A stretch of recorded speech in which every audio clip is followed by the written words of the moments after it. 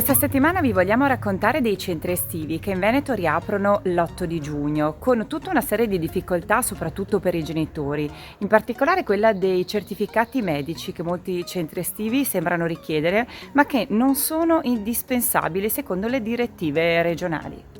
Caterina e Francesca ci raccontano la loro esperienza di mamme e la risposta viene invece da Bruno Ruffatto, segretario dei pediatri di Vicenza. La nostra iscrizione ai centri estivi è stata un calvario,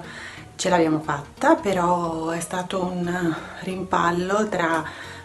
segreteria del centro estivo e pediatra per la questione certificato medico, richiesto dal centro estivo ma non disponibile la pediatra a farlo perché direttiva regionale impediva proprio ai pediatri di emettere certificati per l'iscrizione ai centri estivi. Siamo dovuti ricorrere a un centro privato a pagamento, anche se alla fine siamo riusciti con la pediatra che ci è venuta incontro a presentare questo benedetto certificato e ce l'abbiamo fatta. Mio figlio ha 5 anni e mezzo ed è stata un'impresa riuscire ad iscriverlo a qualche centro estivo perché i posti sono limitati e i tempi sono stretti. La situazione ai centri estivi si è sbloccata all'ultimo per poi però scoprire che moltissimi centri estivi esigevano il certificato medico. Il problema è che i pediatri non fanno certificati di sana e robusta costituzione sotto i 6 anni di età perché al di sotto di quell'età dicono che non è necessario. E i centri privati sono anche questi sulla stessa linea, ma se anche decidono di farlo a pagamento, i tempi di attesa per la visita sono di 20 giorni.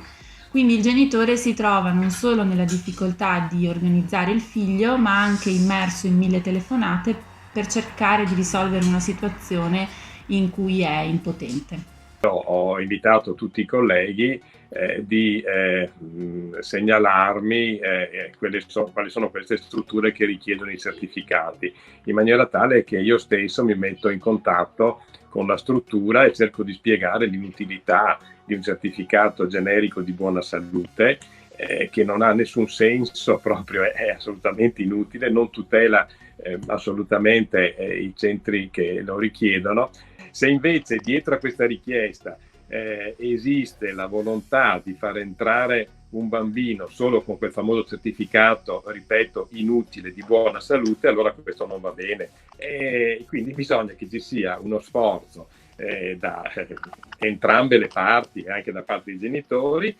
in maniera tale che si capisca e si chiarisca veramente che cosa serve. E l'abbiamo detto anche in maniera chiarissima: se nelle linee guida non è previsto nessun certificato, vuol dire che non è previsto, non possiamo quello che fa rientrare dalla finestra, quello che abbiamo buttato fuori dalla porta con grande gioia, no?